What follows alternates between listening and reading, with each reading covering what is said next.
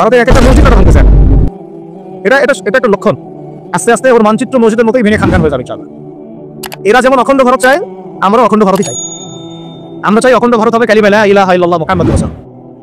আপনারা তো মনে করেন যে ভারত আমাদেরকে ঘিরে রাখছে, তাই না? আসলে ভারতকে আমরা ঘিরে রাখছি। এই দিক থেকে আমরা, এই দিক থেকে চায়না, এখান থেকে নেপাল, এখান থেকে ভুটান, এখান থেকে মায়ানমার, এখান থেকে পাকিস্তান, আর তার চেয়ে বাপ আছে না? ওদের সাথে পারছে পর্যন্ত ভাইরা নিজেদেরকে গড়ে নিচ্ছে, বুঝাচ্ছে। এমন কথা হচ্ছে, আমরা একটা কাপুরুষতার পরিচয় দিচ্ছি। নেপাল ওকে টাইম দেয় না, ভুটান টাইম দেয় না, মায়ানমার টাইম দেয় না, চায়না তো দেয় না। আর আমরা তাকে একেবারে প্রভুর আসনে বসা রাখছি। আমরা কি দিছি? আমরা ইলিশ দেই, আমরা ট্রানজিট দেই, আমরা রেল দেই, আমরা বন্দর দেই, আমরা কি দেই? গ্যাস তো দেই মাশাআল্লাহ। তারপরে পণ্যগুলো তো দিচ্ছি, গার্মেন্টস দিয়ে দিচ্ছি, আমাদের প্রশাসনের মধ্যে লোকজন দিয়ে দিচ্ছি, কর্মী শ্রমিক দিয়ে দিচ্ছি। এই জন্যই তো বলি, কেন সে স্ট্যাটাস দেয় যে এই স্বাধীনতা তার স্বাধীনতা। এটাই তো আমরা কারণ। তার মানে তারা আমাদের সার্বভৌমত্বটাকে স্বীকার করে না, তাই না? তারা যদি আমাদের স্বাধীনতার সার্বভৌমত্বকে স্বীকার করতোই, তাহলে তো এরকম স্ট্যাটাস দিত না। তো এখন কথা হচ্ছে, আমরা মাথা নত করার জাতি না। আমাদের নবী মুহাম্মদ সাল্লাল্লাহু আলাইহি ওয়াসাল্লাম মাথা উঁচু করে দাওয়াতের কাজ করছেন। মার খেলেও কখনো তিনি মাথা নিচু করেন না। সাহাবায়ে কেরাম রাদিয়াল্লাহু আনহুম আজমাইন মাথা উঁচু করে দাওয়াতের কাজ করছেন, কারোর সামনে মাথা নত করেন না ইল্লাল্লাহ, আল্লাহ ছাড়া। মার খেয়েছেন, হিজরত করতে হলে হিজরত করেছেন, কখনো মানুষ গালি দিয়েছে, গালি সহ্য করেছেন, কখনো মদিনা চলে যেতে হয়েছে, দেশ ছাড়তে হয়েছে, দেশ ছাড়ছেন। আবার কখনো ইসলামী রাষ্ট্র কায়েম করতে রাষ্ট্র কায়েম করছে, জিহাদ করার দরকার জিহাদ করছে, কেতালের দরকার কেতালে করছে, আস্তে আস্তে মক্কা বিজয় করছে। বলেন নাই? সিরাত করতে হবে, সিরাতের ধারাগুলো আমাদেরকে বুঝতে হবে, কারণ আমরা তো তার উত্তরসূরি, আমরা তাদের উত্তরসূরি। প্রথম কথা হচ্ছে, আমরা আমাদের নতজানু মনোভাবটাকে ত্যাগ করতে হবে একটা। আর অতীতের জীবনের যে ভুল ত্রুটিগুলো দ্রুত সংশোধন করতে হবে। এখন আর আমাদের হাতে অনেক লম্বা সময় আছে এমন না বিষয়। কত কি যে দ্রুত হয়ে যাবে আপনি হয়তো ভাবতে পারেন। বিষয়টা খুব দ্রুত চেঞ্জ হচ্ছে। এই অল্প সময়ের মধ্যে দাঁড়ায় গেছে। অল্প সময়ের মধ্যে সিরিয়া দেখলেন যে পরিবর্তন হয়ে গেছে। তারপরে আপনি কয়েকদিন পরে দেখবেন ইনশাল্লাহ যে এই আপনার পরিবর্তন হবে ইনশাল্লাহ। তখন এরা আবার কাছে কি বলবে যোদ্ধা, তখন কি বলবে যোদ্ধা, এখন বলতেছে বিদ্রোহী, বলতেছে সন্ত্রাসী। হ্যাঁ, তো একটা বিষয় আগে বলে নেই, এটা বোঝার দরকার আছে যে দেখেন যে অবস্থা চলতেছে, সেখানে কিন্তু আমাদের তাবলীগের মেহনতটা মূল না, সেখানে আমাদের জিহাদের মেহনতটা মূল। একটা বিষয়টা ওখানে তো সবাই ওখানে কি সবাই তাবলীগের মেহনত করবে না অস্ত্র হাতে নেওয়া খরচ? এটা বোঝার জন্য আপনার তো মুফতি হওয়ার দরকার নেই। হ্যাঁ, আবার যখন আমেরিকা হামলা চালাইছিল, তখন কি শুধু তাবলীগের খরচ ছিল না ওদের হামলা প্রতিরোধ করা খরচ ছিল? খরচ ছিল। একই অবস্থা সিরিয়াতে হয়েছে, কিন্তু বাংলাদেশে এখন সেই অবস্থাটা নাই। কিন্তু বাংলাদেশে তাবলীগের মেহনত, আমর বিল মারুফ নাহি আনিল মুনকার মেহনত চলবে, আর তাবলীগের মেহনত, দাওয়াতের মেহনতটা চলবে। যদি কখনো বাংলাদেশে দেখা যায় যে দেশের শত্রুরা বা দিনের শত্রুরা বা উগ্রবাদীরা এই দেশের স্বাধীনতা সার্বভৌমত্বের উপর আক্রমণ করে, তখন কি আমাদের উপরে জিহাদ ফরজ হবে কিনা? এখন যদি তাই হয়, এখন আপনাদের কি মনে হয় এটার সম্ভাবনা আছে না নাই? এটুকু ইন্টেলেকচুয়াল অবস্থা আপনাদের আছে, এটা সম্ভাবনাও হতে পারে, আজও কালও হতেই পারে। তখন আমার প্রিপারেশনটা কি হবে সেটা আমাকে এখন জানতে হবে। আমার প্রিপারেশনটা কি হওয়া উচিত? প্রথম প্রিপারেশন হওয়া উচিত আগের সমস্ত জিন্দগিতে যা করছি নিজেকে আল্লাহ থেকে ফিরে নিয়ে আসে। এটা প্রথম কাজ। যে আল্লাহ থেকে ফিরে আসা নেই, তার সাথে না জিহাদের সম্পর্ক আছে না কি, সে তো আল্লাহর পথেই নাই। তো প্রিয় যুবক ভাইরা, আগে প্রথম কথা হচ্ছে আগে আপনি আল্লাহ থেকে ফিরে আসেন। দ্বিতীয় কথা হচ্ছে এরপরে আমাদের প্রয়োজন শারীরিক প্রস্তুতি। যেমনটা বললাম যে কোনো অবস্থাতেই আলেম ওলামাদেরকে, দায়ীদেরকে, মুফতিদেরকে, মুহাদ্দিসদেরকে, মাদ্রাসার শিক্ষকদেরকে, খতিবদেরকে ভিতরে ঢুকতে দেওয়া যাবে না। কারণ আপনাদেরকে যদি ভিতরে নিয়ে যাওয়ার স্কোপ পায় তারা নতুন করে আবার কেউ, তাহলে আর সুস্থ রাখবে না, ফিজিক্যালি ঠিক থাকতে পারবে না। অতএব একটা সামাজিক প্রতিরোধ করে তুলতে হবে সবসময়। মানে একটা এলাকার মধ্যে আলেম আছেন, সেই আলেমকে এলাকা থেকে নিতে পারবে না, তাকে নেওয়ার আগে 100 জনের উপর গুলি চালাতে হবে, এমন একটা মুভমেন্ট থাকতে হবে। প্রতিবাদ না করলে আপনি বান্দর করে যান, বান্দরবনের পাহাড়ি এলাকায় গিয়ে কোনো একটা পাহাড়ি লোক উঠে নিয়ে আসেন, দেখি কত বসা আছে। আর্মি পর্যন্ত পারে না, কি পারে না? সেনাবাহিনী পারে না, পারে আরে না, পাহাড়িরা ওখানে ঐক্যবদ্ধ হয়ে যায়, ওদের মহিলারা ঝাড়ু নিয়ে সামনে চলে আসে। এই আমাদের বান্দরবনের কথা বলছে। ওখানে যে কুকিচিং একটা ফ্রন্ট গঠন করছে সশস্ত্র বিদ্রোহীরা, ওই অংশটুকুকে নিয়ে একটা মাস্টার প্ল্যান আছে ওদের। ওই অংশটুকুতে তারা একটা খ্রিস্টান রাজ্য বা আলাদা একটা পাহাড়িদেরকে নিয়ে একটা রাষ্ট্র প্রতিষ্ঠা করতে চায়, এটা ওদের স্বপ্ন। এই উদ্দেশ্যে তারা হাঁটেছে এবং তারা অস্ত্রের ভাষায় কথা বলে। ওখানে তারা পতাকা বানাইছে, মানচিত্র বানাইছে, এমনকি লাস্ট টাইম আমরা ওখানে গিয়ে শুনলাম যে মুদ্রাও নাকি বানাচ্ছে। মুদ্রা বুঝতেছেন বিষয়টা কত ডিপ? আমাদের রাষ্ট্রে যে কত সমস্যা, আর জানি না যারা দায়িত্বে আছে তারা কি করতে চান, কোন দিকটা সামাল দিচ্ছে? অর্থনৈতিক দিকটা দেখবে না এই পাহাড়ি এলাকার সমস্যাগুলো মেটাবে, নাকি আমাদের মুসলিম উম্মার অভ্যন্তরীণ সমস্যাটা মেটাবে, না শহীদ ভাইদের খবর নেবে, না পঙ্গু ভাইরা পড়ে আছে হাসপাতালে তাদের খবর নেবে? সিনেমা দেখতে বসে গেছে। কোন আক্কেলে সিনেমা দেখেন আপনি? সিনেমা দেখার সময় কোথায়? এই যে যতগুলো ভাই শহীদ হয়েছে তাদের পরিবারের খোঁজ খবর নেওয়া লাগবে না? এবং যতগুলো ভাই এখন হাসপাতালে কাতরাচ্ছে তাদের সঙ্গে হাজার ছাত্র ভাই, তাদের চিকিৎসা করা লাগবে না? যত মানুষকে গুম করা হয়েছে তাদেরকে মুক্ত করা লাগবে না? তারাও তো জানে এটা অন্যায়, এবং যারা করে তারাও বলে এটা অন্যায়, তাই না? যারা করে তারাও বলে এটা অন্যায়। আমাকে বলেছিল যে আমি জিজ্ঞাসা করেছিলাম যে আমাকে যদি মানে প্রকাশ্য কোর্টে চালান করে দেওয়া হয় এবং যাদের সামনে বলা হয় যে আমাকে গুম করা হয়েছে, এবং এরপর যদি বলা হয় যে আমাকে গুম করার পরে কোনো রকমের নেগেটিভ কিছু পাওয়া যায় না, তাই আবার ছেড়ে দিয়েছে। এই কথাটা কি বলা যাবে কি জানো? তারা বলছে যে না, এটা বলা যাবে, কারণ এই কাজটা তো মানবতা বিরোধী অপরাধ, এটা করলে তো সবাই আবার বুঝে। এই অবস্থা। ওখানে আমরা বলেছি যে বাংলাদেশের প্রশাসনের দুটো ভাগ আছে। একটা ভাগ হচ্ছে মারাত্মক রকমের ইসলাম প্রিয় এবং দেশপ্রেমিক, মাশাআল্লাহ, আমরা তাদেরকে স্যালুট জানাই। কিন্তু আপনারা ভুল জায়গায় শ্রম দিচ্ছেন, আপনারা ভুল জায়গায় মেধা শ্রম এবং আপনাদের জীবন নষ্ট করতেছেন। আপনাদের থাকা দরকার ছিল ওলামায়ে কেরামের সাথে, তাহলে আপনাদেরকে টক্কর দিয়ে সামনে যেতে পারতেন, আপনারা খালিদ বিন ওয়ালিদ হতে পারতেন, আপনাদেরকে নোংরা খাতা হতে পারতেন। ওইখানে ঢুকে আপনারা শুধুমাত্র দুনিয়ার স্বার্থে সন্তুষ্ট করতেন। আমাদেরকে বলা হচ্ছে বদয়া করিয়েন না, ওদের ছেড়ে দিচ্ছেন, আমাদেরকে বদয়া দিয়েন না বের হয়ে। আমাদের চাকরি এক ভাই আমাকে কোরআন এনে দিয়েছিল, নির্জনতা তো, ওখানে নির্জনতার সঙ্গে হচ্ছে কোরআন এবং নামাজ। এক ভাই দেখেছে আরেকজন নির্জন মন খারাপ বসে আছে, একটা কোরআন নিয়ে এসে দিয়েছে, কোরআন পড়েন আপনি মহরম। আরেকজন এসে কোরআন নিয়ে চলে গেছে, কোরআন পড়ে ওখানে যদি আপনি আমার উল্লাপাল্লা কিছু করেন, ওদের নিয়ম নাই কোরআন দেওয়া, কোরআন দেওয়ার কি নাই, নিয়ম নাই। তো এই হলো অবস্থা। কথা হচ্ছে যে এই ভাইদেরকে মুক্ত করা তাদের কাছে ছিল, যে ওলামায়ে কেরামদের একজনের উপরে 3টা 4টা 5টা করে মামলা এখনো চলতেছে, তাদেরকে মুক্ত করা উচিত ছিল। এই পুরো জুলুমের পিছনে যত জালেম ইনভলভ ছিল তাদেরকে আইডেন্টিফাই করে ভিতরে ঢোকানো উচিত ছিল না? হয়েছে সবকিছু। এই জিনিসগুলো আমাদের অনেক আছে, এগুলো যদি এভাবে চলতে থাকে তাহলে আগামীতে আমরা যারা ইসলামিক রাজনীতি করবো বলে চিন্তা করতেছি বা ইসলামকে রাষ্ট্রক্ষমতা দিতে চাই, আমরা কোনো বেগ পাবো, ভালো রকমের বেগ পাবো।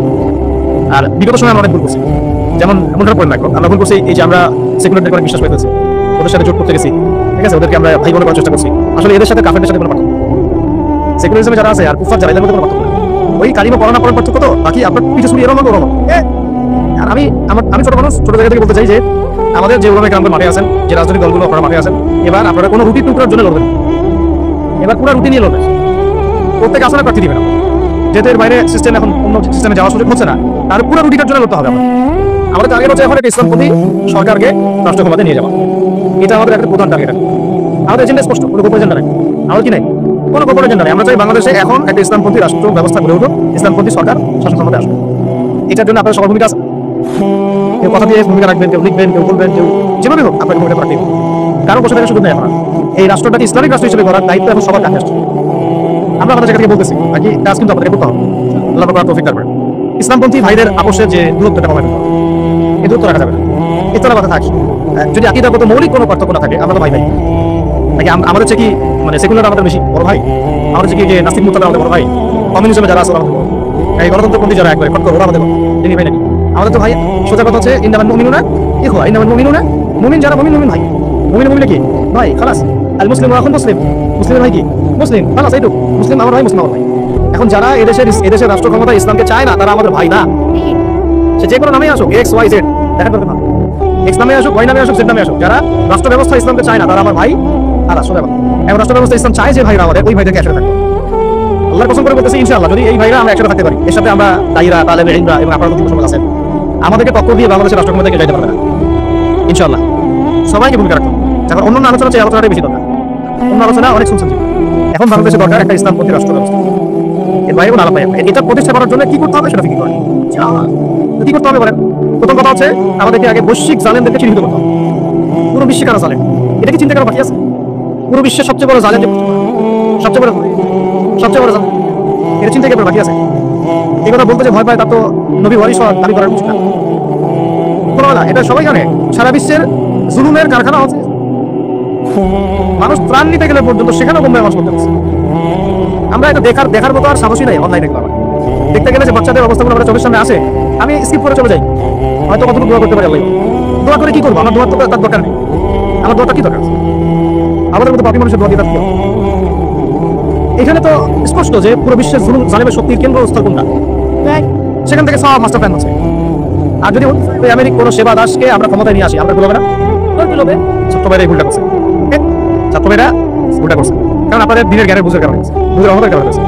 ঠিক আছে, ঠিক আছে। এখন যে সম্ভাবনা শেষ হয়ে গেছে, এখন সবাই প্রতিবাদের ভাষায় কথা বলতে পারে, একটা রেভলিউশন ঘটানোর মতো সিচুয়েশন বাংলাদেশে আছে। অন্তত পক্ষে আমাদের ভাইদের মধ্যে আমরা দেখেছি, ছাত্র ভাইদের মধ্যে সাহস তো মাশাআল্লাহ অবশ্যই আছে, ডেডিকেশন আছে, জীবন দেওয়ার মানসিকতা আছে। তাদেরকে এখানে নার্সিং করতে হবে, জীবনটা যেন ভুল পথে না যায়। এখন আবু সাঈদের রক্তের উপর দাঁড়ায় যদি কোনো সেকুলার ক্ষমতায় আসে, তাহলে আবু সাঈদের রক্তের সাথে গাদ্দারি। এই মুগ্ধদের রক্তের উপর শি বানায় যদি কোনো জাতীয়তাবাদীরা, আর ওই সেই গণতন্ত্রপন্থীরা, ওই ইসলামের দুশমনরা, ওই ভারতের দালালাই যদি ক্ষমতায় আসে, তাহলে এটা ওদের রক্তের সাথে গাদ্দারি। এই গাদ্দারি মাফ হবে না। এটা বলসের যুদ্ধের চেয়ে বড় মির্জাফর গেছে, এটা ৭১-এর চেয়ে বড় রাজাকারী গেছে। আপনারা বলেন যে দেখেন, ভালো করে বুঝেন, গুম হয়েছে এক শ্রেণী, আমাদের মন খারাপ করে না। এক শ্রেণী গুম হয়ে গেছে, এক শ্রেণী ক্রসফায়ার, এক শ্রেণী স্বপ্ন চক্র রক্ত দিছে, তাই নাই? এক শ্রেণীর ওলামায়ে কেরাম মামলা নিয়ে ঘুরে বেড়াচ্ছে মাথার উপরে, এক শ্রেণীর ছাত্র ভাই রাস্তায় ছবি ধরো, আরেক শ্রেণীর ছাত্র ভাই আপনার হাসপাতালে বেডে পড়ে আছে, ক্ষমতায় গেছে গা। নতুন এক শ্রেণী, হ্যাঁ, এবং ওখানে এমন কিছু মানুষ আছে যাদের সাথে আন্দোলনের কোনো সম্পর্ক ছিল না, সম্পূর্ণ উড়ে এসে ঘুরে বসে তারা। তাহলে এখানে ইসলামিক রাজনৈতিক দলগুলোকে সামনে রাখা যেত, তাদের থেকে তো উপদেষ্টা একটাও নেই। জামাত ইসলাম থেকে একটা উপদেষ্টা নিয়েছে কিনা? হেফাজত ইসলাম থেকে কোনো উপদেষ্টা নিয়েছে কিনা? আমাদের চরমনাইশ থেকে একটা উপদেষ্টা নিয়েছে কিনা বলেন? তার মানে রাষ্ট্র করেন আমাদের কোনো ভূমিকা নাই। আমাদেরকে বুঝেছে যে আপনারা পরে আসে ইলেকশন দিব, তখন আপনার ইলেকশন করবেন। ইলেকশন সে কবে দেয় সেটাও দেখেন, আদৌ দেয় কিনা সেটাও দেখেন। কাকে বিশ্বাস করবে? বিশ্বাসটা করবেন দেখে যখন মোস্তফা সারা ফারুকের মতো একজন উপদেষ্টা হচ্ছে, বিশ্বাসটা আপনি করবেন কি? সারা জীবন মানুষকে পরকে শিখাচ্ছে, তার কোন যোগ্যতায় সে উপদেষ্টা হচ্ছে? আচ্ছা একটা কাজ করেন, এটা উপদেষ্টা করার জন্য একটা পরীক্ষা নেন না বিসিএস এর মধ্যে, দেখেন পাস করে কিনা। অথবা আপনি একটা কাজ করেন, ইসলামিক সায়েন্সের পরীক্ষা নেন, দেখেন কোরআন তেলাওয়াত করতে পারে কিনা। হিসাব ভিত্তিতে হলো এই যে এই সমস্যাগুলো থেকে গেছে, তারপরও যা হয়ে গেছে। এখন আমাদের যেটা কথা সেটা হচ্ছে আমরা তো কোনো বিদ্রোহে যেতে চাই না, আমরা যে শান্তিপূর্ণভাবে ইসলাম প্রতিষ্ঠা করতে, কিন্তু প্রয়োজনে যদি তারা মানে আমাদের উপর জুলুমের ভাষা বেছে নেয়, তাহলে আমরা অবশ্যই এবার প্রতিবাদের ভাষা বেছে নেব। এই জন্য সবার আগে জরুরি হচ্ছে যুবকদেরকে এক কাতারে থাকা, ইসলামপন্থী ভাইদের সাথে থাকা, ইসলামী সংগঠনের সাথে থাকা, এবং নাম XYZ যেটাই হোক না কেন, নাম XYZ হতে পারে, আপোষে ভাই ভাই হয়ে থাকা। এটাতে যদি ভাই আমরা এবার ভুল করি, আল্লাহ কসম করে বলতেছি, আল্লাহ না করুক, এরপরে যদি মাইর আসে, আপনি বাঁচবেন না, ইনশাআল্লাহ ওই দিন আসবে না। আর আমরা যদি ইনশাআল্লাহ আজ্জা ওয়া জাল্লা যদি আমরা এটাকে মদিনা রাষ্ট্র বানাতে পারি, এই বাংলাদেশকে যদি আমরা একটা মদিনা রাষ্ট্র বানাতে পারি, ইনশাআল্লাহ কালকে কাজ হিন্দু হবে। ওটার জন্য রেডি আমরা। পাকিস্তানের কাছে কিছুই নেই, আছে খালি 10টা 12টা পারমাণবিক অস্ত্র, তাতেই ভয়ে কাঁপতে থাকে। চায়না খালি একটু ভয় দেখায় যে আগাইলে কিন্তু চিকেন নিয়ে নিব, আগাইলে কিন্তু চিকেন দিয়ে গিলে ফেলবো। চায়নার ওই ছোট ছোট যোদ্ধাদের কাছে যে মাইকটা খায়, আর আমাদের এখানে দেখা যায় যে সীমান্তের মধ্যে একটা কৃষকও যদি সীমান্ত থেকে দূরেও হালকা সরে ওকে ঘুরে বেড়ায়। ফেলানির কথা বলেছেন আপনারা, আমাদের বন্যা, এরকম কতগুলো মানুষের সীমান্ত হত্যা করা হয়েছে। আজকে ভূগোলে দিয়ে সার্চ করে দেখেন কতগুলো মানুষের বিগত 15 বছরে সীমান্ত হত্যা করা হয়েছে। তো এখানে আমাদের স্বাধীনতার প্রশ্ন আসে না, এখানে গণতন্ত্রের কথা আসে না, সার্বভৌমত্বের কথা আসে না, না, বরং তারা ক্ষমতার জন্য ওদের কাছে ইমান বিক্রি করে দিচ্ছে। ক্ষমতার জন্য এই উগ্রদের কাছে, উগ্র হিন্দুত্ববাদীদের কাছে ওরা তাদের ইমান, ওদের আমল, ওদের তাকওয়া, ওদের দিন সব বিক্রি করে দিচ্ছে। এই জন্য আমি আগে বলেছি একটা লেকচারে যে আমরা যদি বিরিয়ানি খেতে চাই, আপনি যদি বিরিয়ানি খেতে চান, একটা পাত্র নেবেন কিনা? আচ্ছা, পাত্রটা যদি ময়লা থাকে খাবেন? পাত্র অনেক ময়লা আছে, আপনি ওইখানে বিরিয়ানি ঢালবেন, তাহলে খাওয়া শুরু করবেন। সবার আগে আপনি কি করেন? এটাকে ধোন, পরিষ্কার করেন, তাই না? বাংলাদেশকে যদি আপনি ইসলামী রাষ্ট্র হিসেবে করতে চান, আগে এই দেশের মধ্যে যে পয়জনগুলো আছে এগুলো দূর করতে হবে, সমস্ত পয়জনকে ধুয়ে সাফ করতে হবে।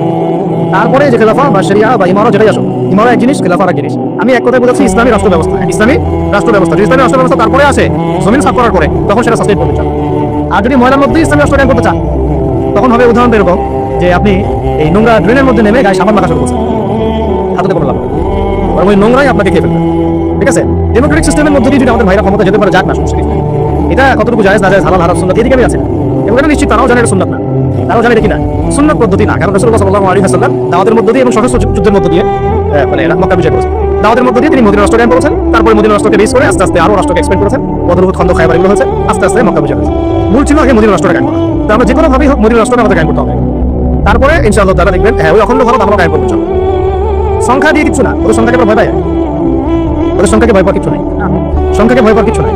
কারণ যে কোরআন আমার সামনে কোরআনটা আছে, এটা দেখে একটু খারাপ লাগলো, কোরআনের যে অবস্থা এটা খুব মনের কষ্ট দিবা। কোরআনটা হবে চকচকা, এটা দেখে বোঝা যাচ্ছে এটা অনেকদিন কেউ পাই না। আমাদের বাসা যদি কোরআনের এই হালত হয়, তাহলে আমাদের দ্বারা দিন কায়েম হবে না। আপনার কোরআনের হালত হবে এমন যে কোরআনে এক বিন্দু পরিমাণ কোনো ময়লা নাই, প্রত্যেকদিন আপনার হাতের স্পর্শেই ময়লা দূর হয়, তখন এই কোরআন আপনার পক্ষে কথা বলতে চাবে না। তো ভাই কোরআনের কাছে চলে আসেন, আর দেরি করে না, সময় নাই। আল্লাহ সবাইকে কবুল করে নেন।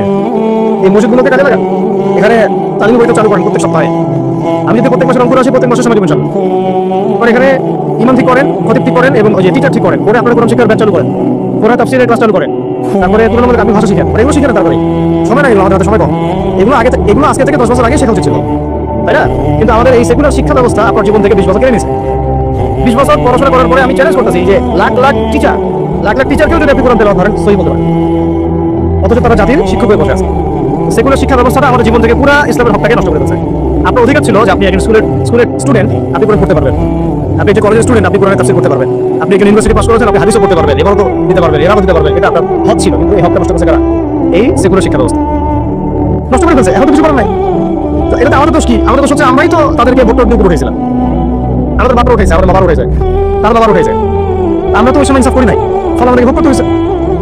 আপনার এই প্রশ্নের দুটো কথা বলেই ফেলেন, আমি হকাতে হয় না।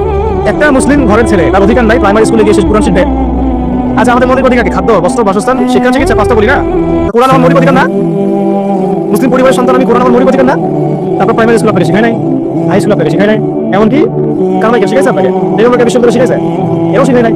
এমনকি বিসিএস গার্ডেন হচ্ছেন কোরআন ছাড়াই, ডক্টর হচ্ছেন কোরআন ছাড়াই, ইঞ্জিনিয়ার হচ্ছেন কোরআন ছাড়াই, এমনকি শিক্ষা কমিশন গঠন হচ্ছে, ওই কমিশনের লোকদেরও কোরআন জ্ঞান নাই। টকশোতে এসে আবার থেকে পড়ার করে কোরআনে পড়তেও পারে না, টকশোতে এসে পড়ার করে। এই তো বিগত 10 বছর তো টকশোর বছর ছিল, খালি টকশো, দেখেন না? আলোচনা আলোচনা আলোচনা, একটা ন্যারেটিভ তৈরি করা হচ্ছিল ইসলাম নিয়ে। যারাই কথা বলবে এরাই জঙ্গি, এরাই মৌলবাদী, এরাই সন্ত্রাসী। কিভাবে মানুষের ব্রেন ওয়াশ করা হয়েছে, আমি আসলে অবাক হয়ে গেছি এই ঘটনাতে, জুলাইয়ের ঘটনায়, যে যুব সমাজকে ধ্বংস করার জন্য তারা 20 বছর ঠেলে দিচ্ছে, ওই যুব সমাজই তাদেরকে পিটাই করছে। আল্লাহ পাকের কি পরিকল্পনা! আপনাদেরকে ধ্বংস করার জন্য 20 বছর ধরে তারা সিলেবাস কারিকুলাম করছে। আপনাদেরকে শরৎচন্দ্র পড়াইছে, বঙ্কিমচন্দ্র পড়াইছে, হুমায়ুন আহমেদ পড়াইছে, হুমায়ুন আজাদ পড়াইছে, হ্যাঁ শেক্সপিয়ার পড়াইছে, আর কত কি পড়াইছে। কোরআন পড়তে দেয় নাই, নামাজের স্বাধীনতা দেয় নাই, পর্দার স্বাধীনতা দেয় নাই। আমাদের বোন পর্দা করে পরীক্ষা দিতে গেছে, নিকাব খুলে ফেলা হয়েছে, কি করে নাই। কিন্তু ওই ছাত্র জনতার হাতেই পিটাই গেছে। আল্লাহ পাকের দেখছেন কি একটা মিরাকেল, আল্লাহ পাকের কি মানে কুদরত, কারিশমা। ঠিক কিরকম হয়েছে জানেন? ঘটনা হয়েছে এরকম যে ফেরাউনের ঘরে মুসা আলাইহিস সালামকে আল্লাহ পাক বড় করছে, মাশাআল্লাহ। তো আপনাদেরকে ধ্বংস করার জন্য কিন্তু এই পলিসিগুলো অ্যাপ্লাই করা হয়েছে। এখন আল্লাহ পাকের রহমতে আপনারা বিপদে যান নাই, আলহামদুলিল্লাহ। এখন যেটা আল্লাহ পাক বোঝা তৌফিক দিয়েছেন, দেখেন আপনারা কোরআন শিখতে পারতেন, পারেন নাই।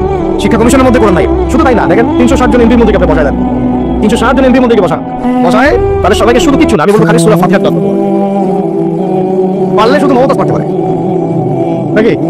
কারণ তা তো বুখারী মুসলিম সিয়াসিত পড়া ছিল, তো হয়তো সে পড়তে পারে, তো পারলে তো ভালো, খারাপ কিছু না। আচ্ছা সিয়াসিত তো বাকি কেউ কিন্তু পারে। কথা অনেক হয়ে গেছে। মূল কথা হচ্ছে যে আমাদেরকে এখন একটা নতুন উদ্দেশ্য নিয়ে, টার্গেট নিয়ে, একটা মিশন নিয়ে আগামীকাল থেকে পথ চলতে হবে।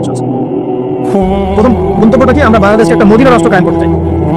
সেটা যদি করতেই হয় তাহলে আমাকে কার আদলে করতে হবে, কার সুন্নতে করতে হবে? নবী মুহাম্মদ সাল্লাল্লাহু আলাইহি ওয়াসাল্লামের তরিকায়। এবং তার তরিকার প্রথম কাজটাই হচ্ছে আগে ইলম শিখতে হবে।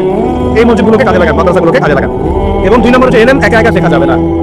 ইলম একা একা শেখা যাবে না। 20 বছর আপনি একা পড়াশোনা করেন নাই, প্রতিষ্ঠান ছিল, ওস্তাদ ছিল, তাই না? টিচার ছিল, আপনার একাডেমিক কারিকুলাম ছিল, ঠিক এরকমই দিনের ইলম একা একা শেখা যাবে না, ওস্তাদ লাগবে।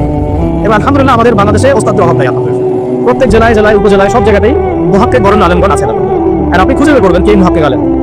আমি কিছু মানে তাদের বৈশিষ্ট্য বলতে পারি, তারা নিজেকে জাহির করেন না, বিনয়ী হন, অহংকারী হন না, তারা এত বেশি আইওয়া শোডাউন এত পছন্দ করেন না, নিজেকে আড়াল করার চেষ্টা করেন, হক কথা বলতে তারা ভয় করেন না, এবং তারা অনেক গভীর জ্ঞান অধিকারী হওয়া সত্ত্বেও অনেক বেশি বিনয়ী হন।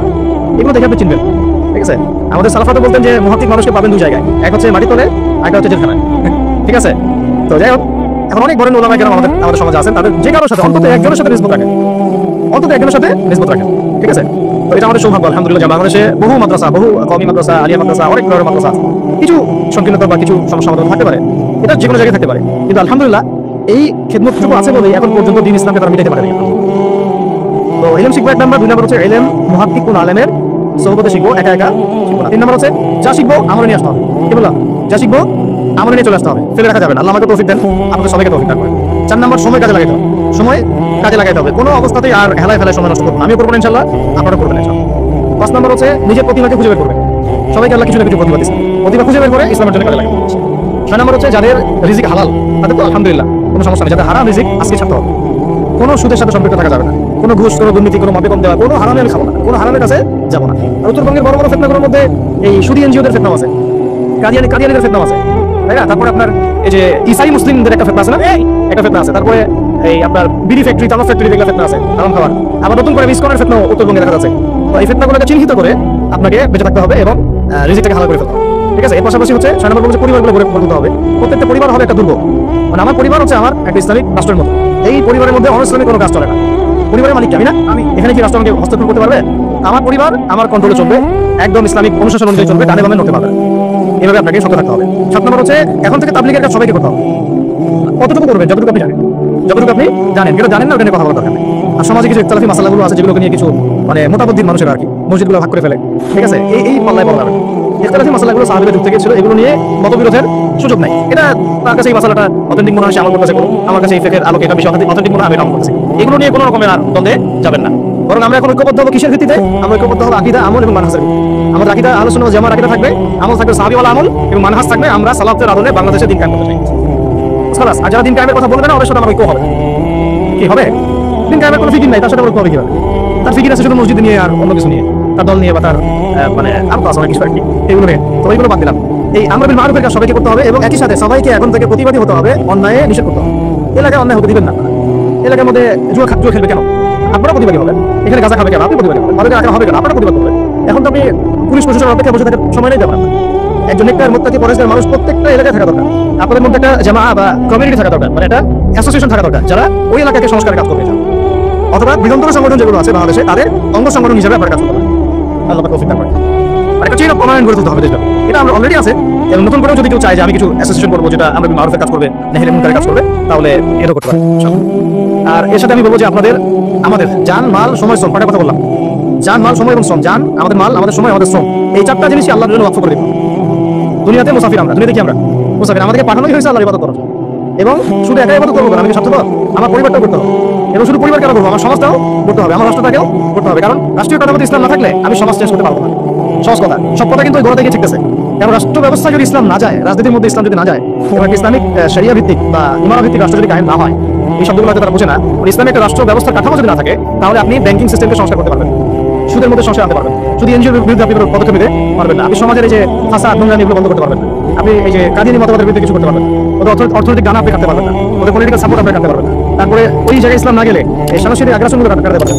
পাশে প্রতিবেশী রাষ্ট্রদের যে আগ্রাসী ভূমিকা, এগুলোর ব্যাপারে আপনি কোনো পদক্ষেপ নিতে পারবেন না। তাই ওই জায়গায় পর্যন্ত যদি না যেতে পারি আমরা, তাহলে কথাগুলো শুধু বলাই হবে, কোনো বাস্তবায়ন হবে না। অতএব আমাদের মূল কাজ একটা, ওই উপরের লেভেলে ইসলামকে নিয়ে যাওয়া।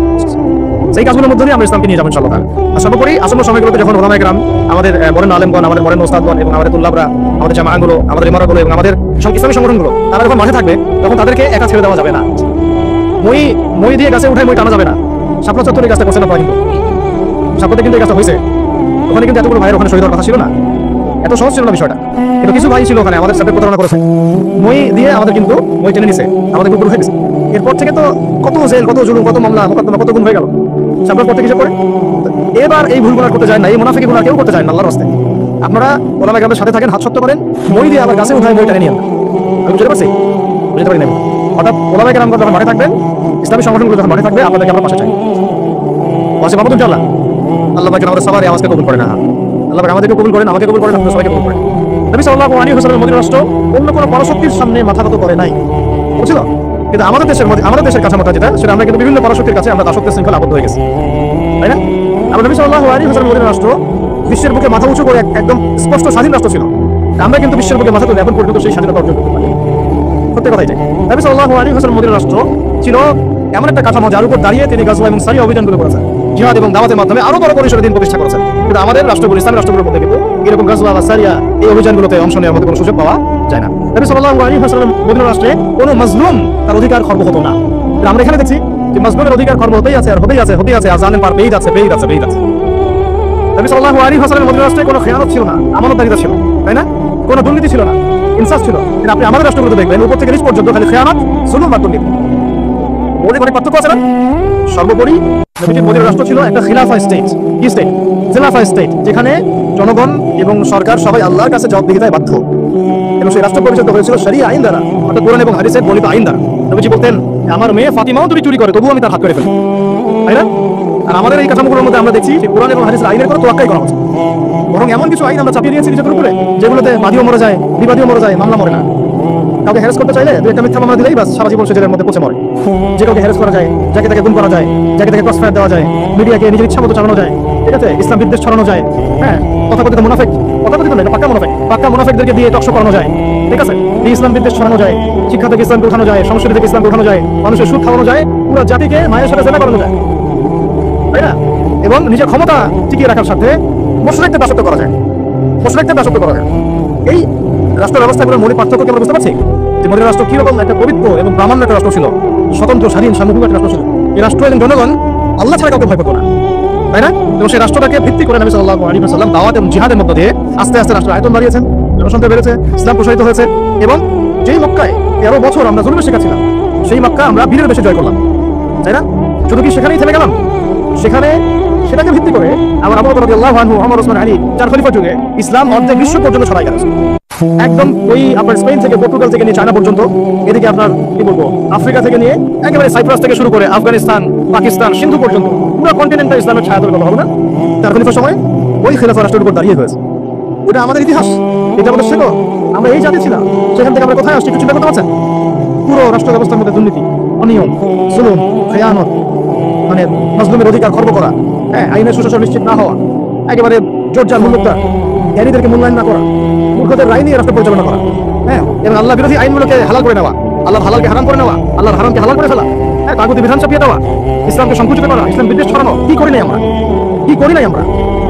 মূল কথা হচ্ছে আমরা ইসলামটাকে শুধু ব্যক্তি জীবনে ওই ইহুদি খ্রিস্টানদের মতো ওরা যেমন গির্জায় প্রায় ধর্মকে সংশোধন করেছে, ওই রকম আমরাও চেয়েছি যে ইসলামকে মসজিদের মধ্যে ঢুকায় তালা মেরে রেখে দেবো, বাইরের ইসলামকে আমরা আসতে দিব না, তাই না? এটা বাস্তব রূপরেখা আমরা দেখেছি এই সেকুলার রাষ্ট্রগুলো। এখন যদি আমরা এগুলো থেকে কোনো শিক্ষা নিয়ে থাকি, তাহলে আমাদের আগে জানা উচিত ইসলামী রাষ্ট্র ব্যবস্থায় সুবিধা কি, অসুবিধাগুলো কি, এবং এখানে আমাদের ভূমিকাটা কি, নাকি আমরা আসলে চাই এভাবেই চলতে থাকি। আমরা সিদ্ধান্তে আসে নাকি আপনারাই বলেন তো আসলে কিভাবে চলতে থাকছি? দেখেন, এভাবে যদি চলতে থাকে, আমি আপনাদেরকে গ্যারান্টি দিচ্ছি, আল্লাহ না করুক যদি এইভাবে চলতে থাকে, তাহলে ব্যক্তি জীবনেও আপনি ইবাদত করার স্বাধীনতা হারাবেন। ইভেন আমরা তো আশঙ্কা করছিলাম যে কোন দিন জানি দাড়ি রাখার নিষেধাজ্ঞা চালু হয়। আপনারা কি তুরস্কের ইতিহাস পড়ছিলেন? যখন তুরস্ক প্রথম বিশ্বযুদ্ধে অটোমেনরা যখন ফার্স্ট ওয়ার্ল্ড ওয়ারে অংশ নিয়েছিল, হেরে গিয়েছিল, মোস্তফা কামাল আতাতুর্ক ক্ষমতায় বসানো হয়েছিল, তখন আজান বন্ধ হয়ে গিয়েছে, মাদ্রাসা বন্ধ হয়ে গিয়েছিল, মসজিদ তালা মারা হয়েছিল, দাড়ি রাখা নিষেধ করা হয়েছিল। এমন কোনো জুলুম নাই তখন করা হয়। এইভাবে যখন ইসলামকে রাজনৈতিক অঙ্গ থেকে সরিয়ে ফেলা হয়, তখন আস্তে আস্তে ইসলাম ব্যক্তি জীবন থেকে উঠে যায়, বুঝিয়ে দেওয়া হয়। একটা সহজ সরল বিষয়, আমার কাছে যদি এই পুরো মিরপুর এলাকা, ধরেন অন্য কথা বাদ দিলাম, পুরো মিরপুর এলাকার অথরিটি যদি আমার কাছে থাকে, এবং আমি যদি একজন স্বাধীন শাসক হই মিরপুরের, ফর এক্সাম্পল, একটা সেই এক্সাম্পল দিচ্ছি, এই মিরপুর অঞ্চলটুকু স্বাধীন শাসক একজন আমি, ধরেন এক্স ওয়াই জেড, বা আপনি আব্দুল রহমান বানিয়েছি।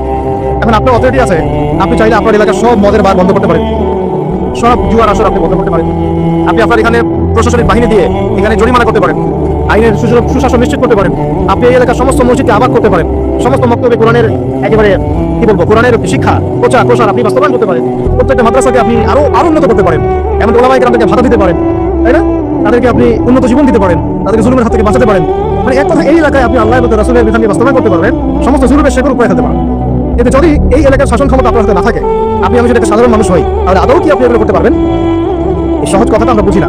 অনেকেই আমরা আমাদের কাপুরুষতার কারণে ঝুঁকি নিতে হবে এখানে জীবন যাওয়ার সুযোগ আছে, এই কারণে এই কথাগুলো বলাও আমরা ছেড়ে দিয়েছি। বিগত 15 বছরে কিন্তু এগুলো বলা হয় নাই, যারাই বলতে চেষ্টা করেছেন তাদেরকে উঠিয়ে নেওয়া হয়েছে। আর এটা আল্লাহ পাকের রহমত যে আমরা এখনো বেঁচে আছি। বাঁচার তো কথা ছিল না, বাঁচার কথা কিন্তু ছিল না। আল্লাহ পাক তার দিনকে তার জমিনে প্রতিষ্ঠা করার জন্য, প্রসার করার জন্যই হয়তো আমাদেরকে রেখেছেন, অন্য কোনো উদ্দেশ্য নাই আমাদের। তো এখন আমরা যদি এই সুযোগকে কাজে না লাগাই, যদি আমরা সবাই মিলে এই সুযোগকে কাজে না লাগাই, তাহলে কে জানে আবার 10-20 বছর পরে বা 5 বছর পরে, আল্লাহ না করুন, যদি আরো বড় কোনো জালেম চেপে বসে, তাহলে না থাকবে আমাদের কোনো দেহ, আর না থাকবে আমাদের কোনো পর্দা। আর যদি আমরা এখনই সংশোধন হতে পারি এবং আমাদের ইসলামটাকে আস্তে আস্তে ব্যক্তি পর্যায়ে থেকে নিয়ে সমাজে, অর্থনীতির মধ্যে, রাজনীতির মধ্যে নিতে পারি, ইনশাআল্লাহ এত সহজে তারা আমাদের উৎখাত করতে পারবে। ইনশাআল্লাহ পারবে। এই জিনিসটাই এখন বেশি আলোচনা দরকার। তাহলে এখন আসেন একটা বিষয় একটু আপনাদের সামনে স্পষ্ট করতে চাই, যে খালি পয়েন্টসগুলো বলবো, বিস্তারিত আপনাদেরকে বলতে হবে না, আমরা বুঝতে পারছি।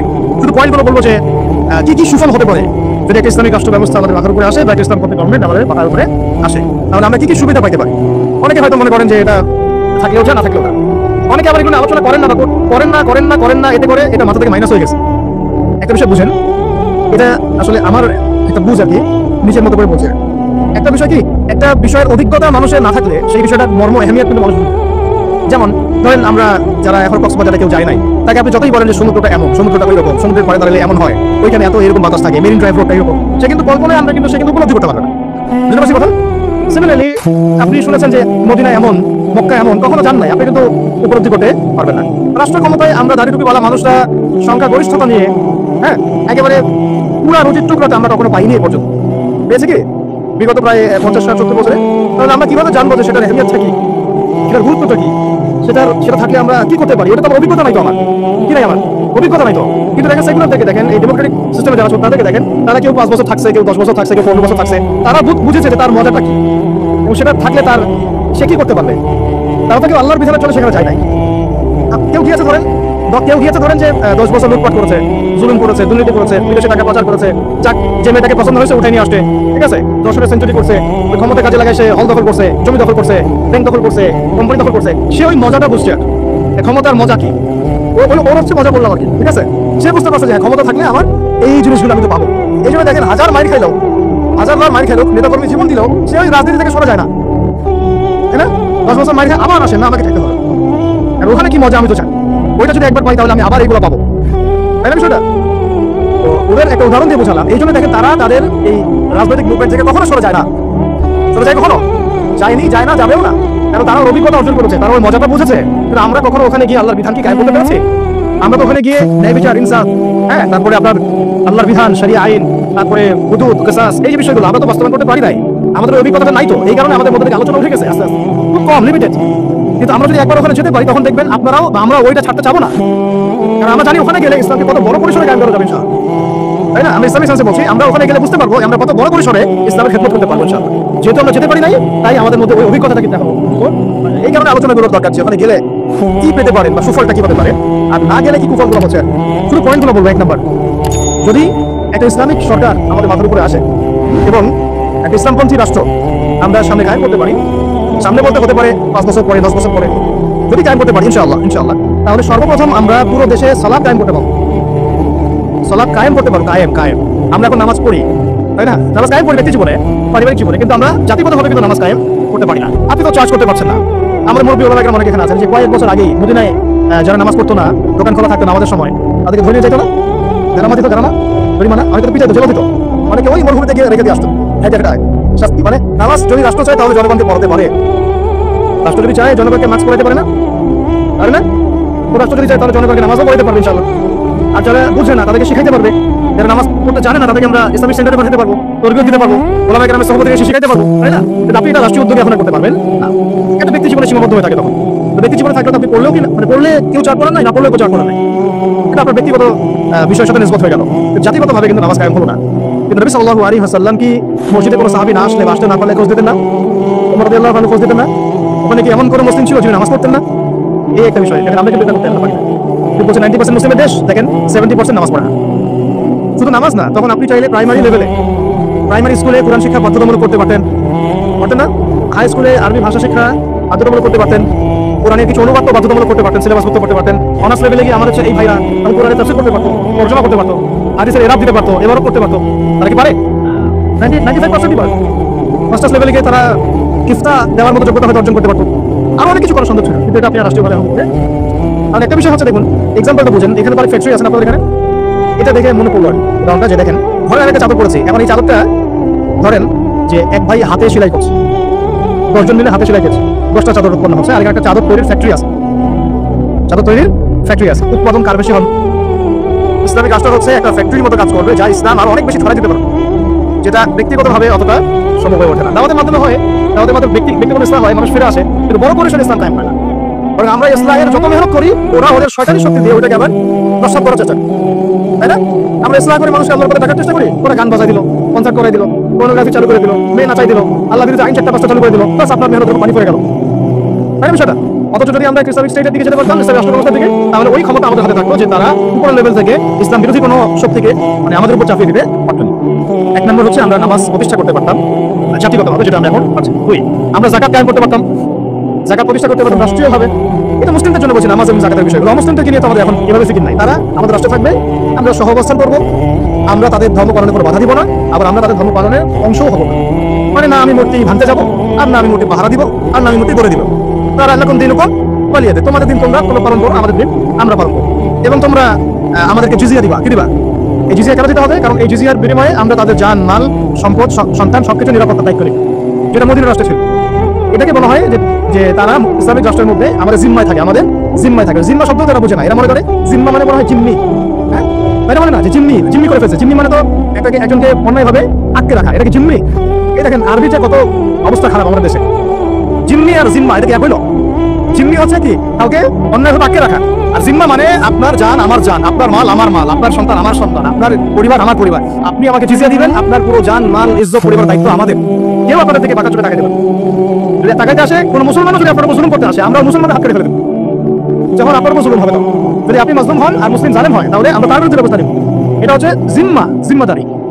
এরা দেখলাম যে এতটুকু বোঝে না। আমাদের একটা স্ট্যাটাস নিয়ে দেখলাম ভারতীয় মিডিয়া এইসব অপপ্রচার চালাইছে। উনি বলছে যে অমুসলিমদেরকে জিম্মায় নিয়ে চলে আসবে। আরে ভাই, জিম্মা তো ভালো শব্দ। জিম্মা এত বড় শব্দ যে মানে আমার সন্তান যদি আপনার বিরুদ্ধে অন্যায় করে, আমি আমার নিজের হাতে সন্তানকে শাস্তি দিব, এটা হলো জিম্মা। এটা তারা বুঝে না, এটা তাদের জন্য না। এই সালাত এবং যাকাতের বিষয়টা তাদের জন্য না, মুসলিমদের জন্য। অমুসলিমদের জন্য এটা নয়। আমরা তাদেরকে দাওয়াত দিব, কি করবো? তাদেরকে দাওয়াত দিব। যাকাত প্রতিষ্ঠা করা সম্ভব কিভাবে? আমরা রাষ্ট্রীয়ভাবে আমাদের যাদের নেশাব পরিমাণ সম্পদ রয়েছে একেবারে তালিকাভুক্ত করে সুমারি করে একটা প্রশাসনের বাহিনীকে লাগিয়ে দিয়ে এটাকে আমরা উত্তোলন করতে পারি কিনা? নবী সাল্লাল্লাহু আলাইহি ওয়াসাল্লাম করেছিলেন কিনা? আবু বকর সিদ্দিক, ইবনে খাত্তাব বিন আফফান, ওসমান বিন আফফান, আলী ইবনে আবি তালেব তারা করেন নাই? তখন কি এই যাকাতের অর্থগুলো গরিব মানুষের কাছে সমানভাবে বণ্টন করা হয় নাই যাকাতের আটটা খাতে? এবং তখন কি সমাজের মধ্যে গরিব মানুষের সংখ্যা বেশি ছিল না কম? একজনও খুঁজে পাওয়া যাইতো? আল্লাহি এখন যদি আমরা যাকাত ভিত্তিক অর্থ ব্যবস্থা চালু করতে পারতাম তাহলে আমাদের সমাজে কোনো পরিবর্তন হতো না। আপনাদের যত ওই কমিউনিজমের মতবাদ আছে, আর এই পুঁজিবাদ আছে, আর এই সমাজতন্ত্র আছে, হ্যাঁ, আর এই যে আরো যত মতবাদগুলো আছে ওয়ার্ল্ড ব্যাংকের, IMF এর, হ্যাঁ, ফেডারেল রিজার্ভ ব্যাংকের, এই সমস্ত মতবাদগুলো ফেল করছে। মানবতার কল্যাণে তারা কিছুই করতে পারে না। মানবতার কল্যাণে প্র্যাকটিক্যালি কাজ করে দেখিয়েছেন নবী মুহাম্মদ সাল্লাল্লাহু আলাইহি ওয়াসাল্লাম কিভাবে ইসলামী এবং যাকাত ভিত্তিক অর্থ ব্যবস্থার মধ্যে দিয়ে সমাজের দরিদ্র মানুষের হক আদায় করতে হয়, এটা দেখিয়ে দিয়েছেন। আপনারা সেটা কিছুই করতে পারেন। খালি এসব গদবাধা আমাদেরকে ইকোনমিক্সের বই পড়াইছেন। ইকোনমিক্সে কি করছে? বই পড়াইছে। ইকোনমিক্সে পড়া এত জরুরি এই যুগে, ইসলামিক ইকোনমিক্স না হলে যে আমাদেরকে কিভাবে তারা সূত্র বানাচ্ছে আপনি চিন্তা করতে পারেন। সাম্য তো কায়েম করতে পারেনি নাই, ইনসাফ তো করতে পারেনি নাই, বরং মানুষকে খাইয়েছেন রিবা, সুদ, ঘুষকে জায়েজ করছেন, দুর্নীতি হয়েছে, টাকার মান কমানো বাড়ানো নিয়ে ইনফ্লেশন করেছেন, গরিবের রক্ত চষে খাইছেন, হ্যাঁ, একটা অংশ দিন দিন ধনী হয়েছেন, বাকি অংশকে গরিব বানাইছেন। মানুষের রক্ত চষা, শ্রমিকদের রক্ত চষা, গরিবদের রক্ত চষা অর্থনীতি দিয়েছেন মানুষকে, এবং এর ফলে মানে বৈশ্বিক জুলুম আমরা প্রতিষ্ঠা করেছেন এই অর্থনীতি সিস্টেমে। এইটা নিয়ে কথা বলতে গেলে আমার 1 ঘন্টা সময় লাগবে, এটা আমি অন্য একদিন বলবো। শুধু এই টপিকের উপর কথা বলবো ইনশাআল্লাহ, যে বর্তমান অর্থ ব্যবস্থার ধোঁকাবাজি, বর্তমান অর্থ ব্যবস্থার অর্থনৈতিক সিস্টেমের ধোঁকাবাজি আপনি শুনলে আপনার চোখ কপালে চলে যাবে। আসলে যারা কম জানে ওরা ঘুমাইতে পারে শান্তিতে, যারা আসলে জানে তারা ঘুমাইতে পারে। বুঝছেন? আসলে সত্য কথা এটাই। এত ধোঁকাবাজি হয়েছে অর্থনীতির মধ্যে, এমন ভাবে গরিব মানুষকে নির্যাতন করা হয়েছে, এমন ভাবে রক্ত চষা হয়েছে। আল্লাহর কসম করে বলতেছি, বাংলাদেশের বেশিরভাগ মানুষ এটার হদিসই নাই, তারা জানেই না। এবং এর পিছনে আছে পশ্চিমা বড় শক্তি, আরো ইসরায়েল এবং আমেরিকার শক্তি, এরাই কাজগুলো করছে সারা ওয়ার্ল্ড। আল্লাহ পাক আমাদেরকে বোঝার তৌফিক দান। এখন এই যাকাত ভিত্তিক অর্থ ব্যবস্থা প্রতিষ্ঠা করা কিন্তু এখন ব্যক্তিগতভাবে সম্ভব। ব্যক্তিগতভাবে সম্ভব, রাষ্ট্রীয়ভাবে যদি রাজনৈতিক ক্ষমতা আমরা যেতে পারতাম ইসলামপন্থীরা, তাহলে এটা সম্ভব ছিল না। 3 নম্বর দেখুন যে আমাদের যে বাজার আছে, বাজার মধ্যে 2 রকম বাজার, একটা হচ্ছে আঞ্চলিক বাজার, একটা হচ্ছে বিশ্ব বাণিজ্য। এই দুটো বাজারের মধ্যে হারাম আছে না, হারাম পণ্য আছে না, মাঝে কম দেওয়ার বিষয় আছে না, সিন্ডিকেট আছে না, থার্ড পার্টির তেলেসমাতি আছে না, এই সমস্ত বিষয়গুলোকে আমরা নিয়ন্ত্রণ করতে পারছি না। ইসলামী অর্থ ব্যবস্থা থাকলে বা ইসলামী বাজার ব্যবস্থা থাকলে, ইসলামিক যদি আমরা সাম্যের ইকোনমি যদি আমাদের সাথে থাকতো, তাহলে আমরা এই প্রত্যেকটা হারামকে বন্ধ করতে পারতাম। আমরা এই মজুতদারিগুলো বন্ধ করতে পারতাম, আমরা সিন্ডিকেট বন্ধ করতে পারতাম, আমরা ইনফ্লেশন বন্ধ করতে পারতাম, আমরা এই বাজারের যে জুলুমগুলো, দুর্নীতিগুলো, এগুলো বন্ধ করতে পারতাম। এগুলো কিন্তু আমরা বন্ধ করতে ইনস্ট্যান্ট শাস্তির আওতায় আনা সম্ভব ছিল, আমরা এটা করতে পারছি না, শুধুমাত্র ইসলামিক বিধান না থাকার কারণে। আল্লাহ পাক আমাদের বোঝার তৌফিক দান। তারপরে দেখুন 4 নম্বর হচ্ছে আমাদের পুরো অর্থ ব্যবস্থায়, এটা ভালো করে বোঝেন, পুরো অর্থ ব্যবস্থায় ইকোনমিক সিস্টেমের মধ্যে 3টা জিনিস খুব মোটা দাগে আছে। একটা হলো জুলুম, একটা হলো খেয়ানত, একটা হচ্ছে দুর্নীতি। জুলুম, খেয়ানত, দুর্নীতি, এই 3টা আমরা দূর করতে পারি নাই আমাদের অর্থ ব্যবস্থা থেকে। যদি ইসলামিক অর্থ ব্যবস্থা থাকতো, যাকাত ভিত্তিক, সাদাকা ভিত্তিক, কৃষি ভিত্তিক, শিল্প ভিত্তিক, হালাল বাণিজ্য, আঞ্চলিক এবং বৈশ্বিক, তাহলে দেখতেন ইনশাআল্লাহ সমস্ত জায়গা থেকে জুলুম, তারপরে আপনার এই খেয়ানত এবং এই দুর্নীতি একটাও স্থান পেত না। কারণ এটাতে জনগণকে আমরা তখন আল্লাহর কাছে জবাবদিহি করতে বাধ্য করতাম এবং আল্লাহ পাকের বিধান অনুযায়ী বিচার ফয়সালা করতাম। আল্লাহ পাকের বিধান অনুযায়ী বিচার ফয়সালা করা হতো, তখন তারা এই সাহসটা পেত না। বাস্তব হচ্ছে দেখুন যে ইসলাম বিরোধী যত মতবাদগুলো আছে, যেমন ধরেন প্রায় কথা বললাম, যেমন ইসলাম বিরোধী অনেক মতবাদ, আসলে তারা তো বুঝতে পারে না যে কমিউনিজম একটা ইসলাম বিরোধী মতবাদ, সেকুলারিজম একটা ইসলাম বিরোধী মতবাদ। এগুলো তো পলিটিক্যাল, এর বাইরে সামাজিক অনেক ব্যাপার আছে। ইসলাম বিরোধী বিভিন্ন মতবাদ, সংস্কৃতি, কাদিয়ানি মতবাদ ধরেন, তারপরে ইসাই মুসলিমদের ফিতনা, ইসলাম বিরোধী যত মতবাদ, যেমন এই feminism, so-called democracy, so-called secularism, বা এই যে এলজিবিটিকিউ, তারপরে রিবা, কাদিয়ানি মতবাদ, এনজিওদের সুদের ফিতনা, ইসাই মুসলিমদের ফিতনা, যত ইসলাম বিরোধী মতবাদগুলো আছে, এগুলোকে রাষ্ট্রীয়ভাবেই আস্তে আস্তে আস্তে মিটিয়ে ফেলা সহজ। কিন্তু ইসলামী রাষ্ট্র ব্যবস্থা না থাকলে এটাকে আপনি মেটাতে পারবেন না, বরং তারা সমাজে আধিপত্য বিস্তার করার চেষ্টা করবে এবং তারা ফ্লুয়েন্টলি তাদের মিশনে কাজ করতে শুরু, যেটা আমরা দেখেছি তারা কাজ করছে। কাদিয়ানিদেরকে